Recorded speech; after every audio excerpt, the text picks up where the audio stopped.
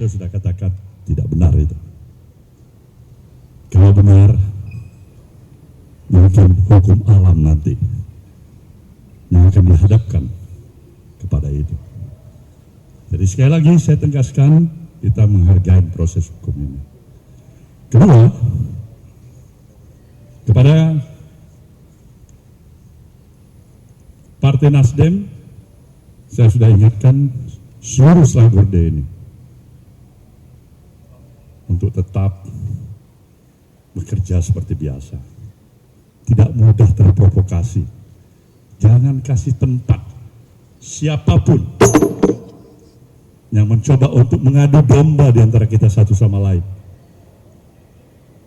Karena kita lebih mengedepankan komitmen kita terhadap stabilitas nasional.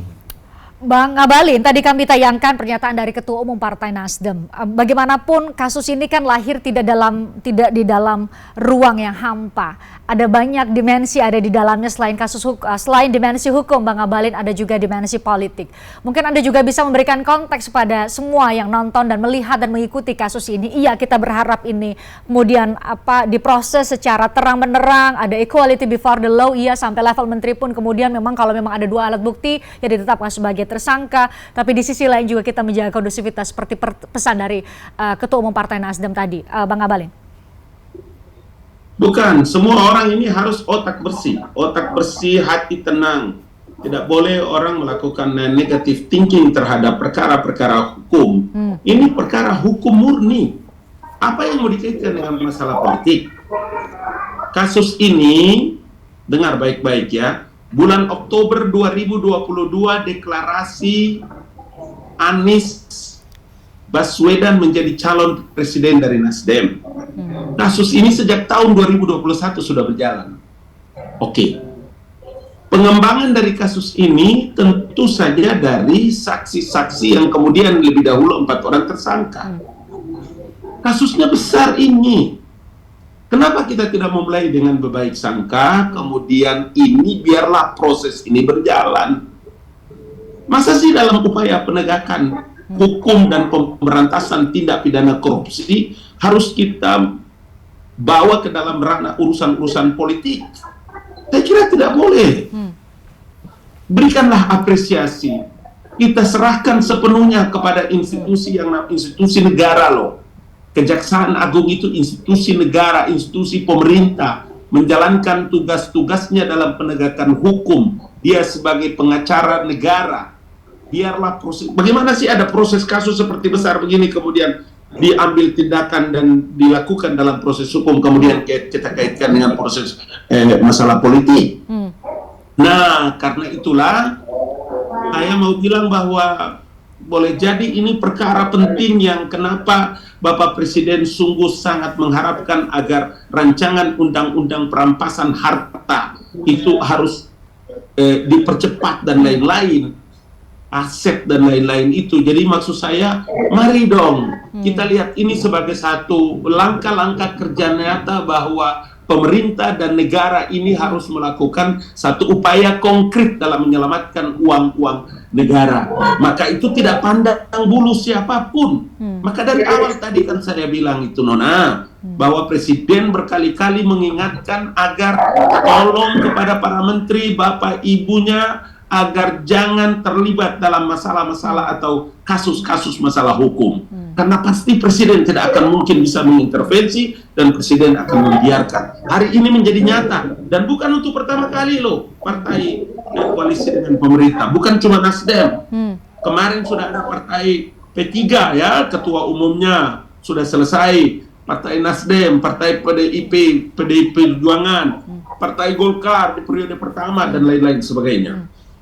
Jadi mari kita berbaik sangka, pakai otak yang bersih, jernih, melihat ini makin maju negara kita, dan kita berusaha untuk terus mendorong pemerintah. Jokowi memulai ini untuk kepentingan. Tadi kita mulai juga tentang proyek BTS ini, anggaran yang tidak kecil, program strategis nasional untuk pemerataan seluruh masyarakat Indonesia. Please deh, jangan dikait-kaitkan dengan politik dan 2024, itu urusan lain. Gitu. Ya, Bang Sawar, dari kacamata Anda sebagai pegiat anti korupsi kan tidak hanya kali ini ya bahwa setiap kasus korupsi itu kemudian irisannya itu tipis atau batasnya itu tipis sekali dengan urusan politik, karena biasanya Pak yang mengisi jabatan-jabatan publik yang masuk kategori penyelenggara negara itu ya Bang Sawar adalah para politisi. Akhirnya kemudian karena dia mendapatkan jabatan politik ya maka dia menjadi penyelenggara negara.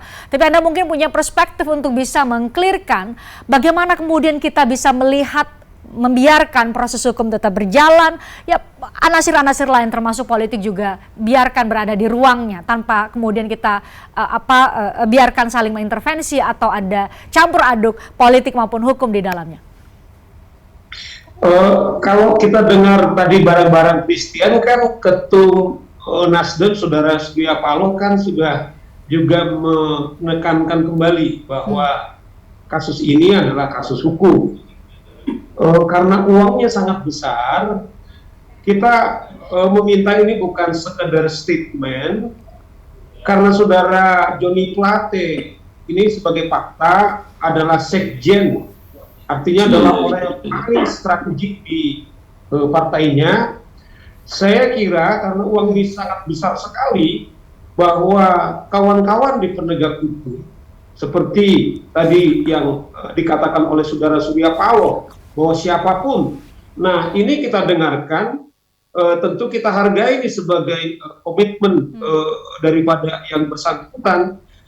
Oleh karena itu kita minta kejaksaan jangan segan-segan, karena kita tahu, saya bilang tadi ini gede banget 8 triliun, ya toh, yang saya bilang itu yang membuat kita sangat mengenaskan bagaimana kita menghubungkan yaitu tempat-tempat atau yang terluar, kemudian terpencil, kemudian terkurangi, ini yang dirampok.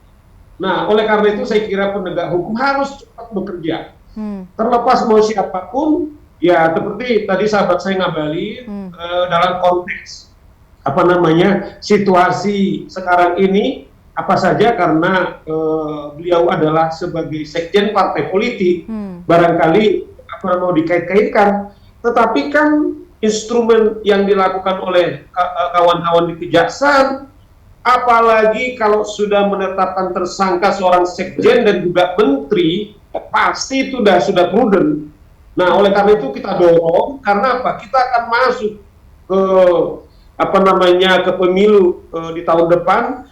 Kita berharap pribadi-pribadi yang diberi kepercayaan. Bayangkan menjadi menteri itu, Mbak Christian, itu jabatan yang sangat luar biasa. Kemudian juga dipercaya untuk menjadi pemimpin di partai. Kita harap ini segera tuntas sehingga tidak membebani kemudian suksesi kita di tahun-tahun Mbak Christian. Betul, itu harapan kita semua ya.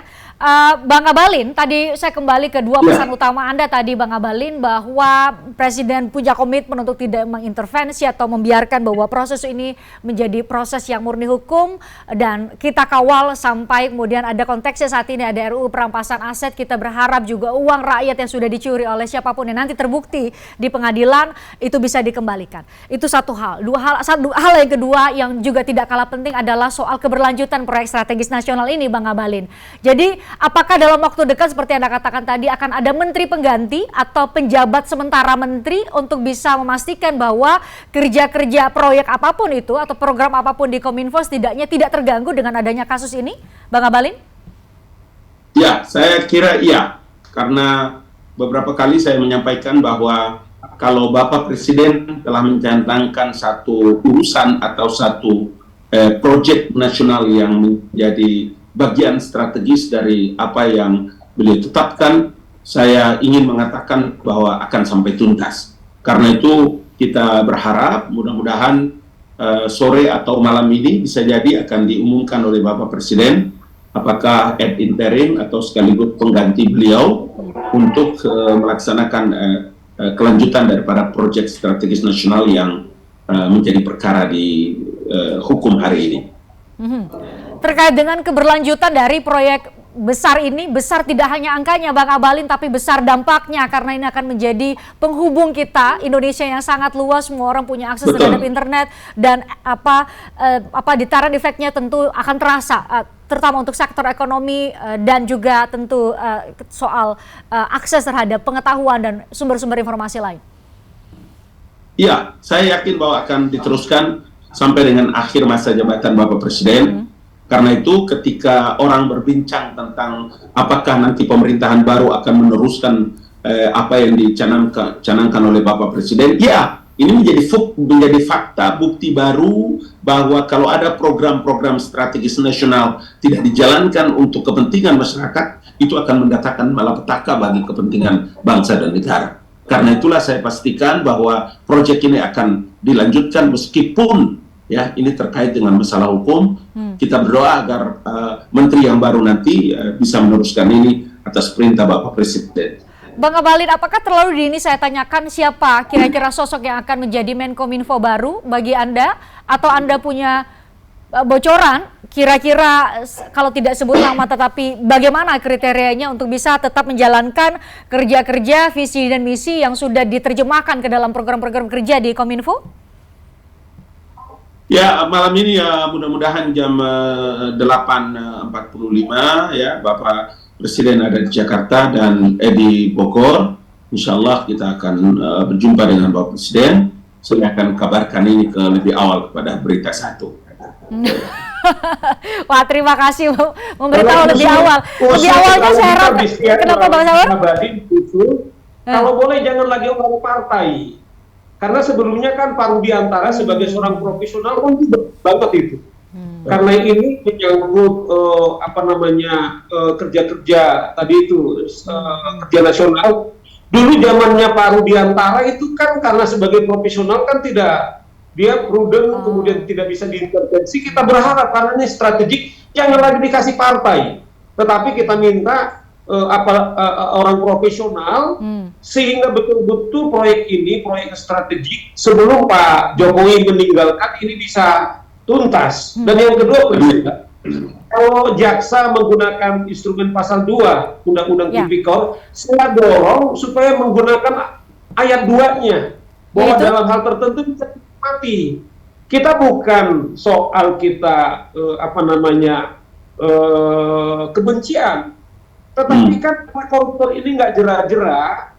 Karena sekarang kalau Sambo katakanlah soal pembunuhan kita bisa instrumen hukuman mati. Sebenarnya undang Tipikor itu dalam keadaan tertentu itu bisa digunakan untuk digunakan hukuman mati. Nah menurut saya maksud Bang Sawar karena di proyek strategis nasional ini bisa ada pemberatan maksudnya ya? Oke, itu maksudnya. Ketika orang secara akses dia sudah terbatas, karena sekarang kalau kita lihat waktu COVID dulu, satu-satunya kita bisa belajar hanya karena ada akses internet. Berarti belajar tiba-tiba terputus. Oleh karena satu, dua atau berapa orang tidak peduli. Sementara kita ancam kita jadi orang bodoh, kemudian disintegrasi kita dibandingkan tetangga kalau itu adalah daerah terluar, kemudian wibawa kita juga dengan tetangga kita kan bisa minder gitu. Sehingga efek jeraknya itu ada. Dan segera kita itu bisa kita rampas kembali. Kalaupun undang-undang perampasan aset belum kita selesaikan, kemudian kita gunakan aja instrumen yang ada. Apakah itu tindak pidana pencucian uang, mungkin segera bisa kita lakukan Christian.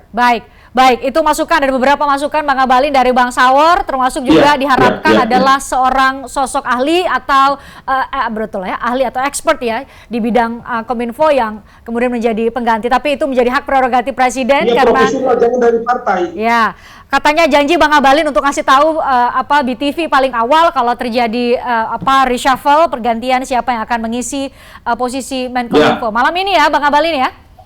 Laiku, banyak terima kasih. Saya perlu mengabarkan kepada Lai dan Christian bahwa siaran kita ini disaksikan oleh orang-orang penting yang mengambil kebijakan, mengusulkan dan mengambil kebijakan untuk Bapak Presiden. Jadi semoga didengarkan masukannya Bang Sawar ya. Sampai. Baik. Berita Satu hebat deh, Christian mantap. Baik, terima kasih Bang Abalin, terima kasih Bang Saur. Saya selalu buat Anda berdua akan ikuti ya nanti ya bagaimana proses kasus ini diproses di Kejaksaan Agung hingga nanti ke tingkat pengadilan. Terima kasih saat lalu buat Anda berdua. Saya juga mengucapkan terima kasih buat Anda pemirsa yang sudah nonton kami. Saya Christian Grich.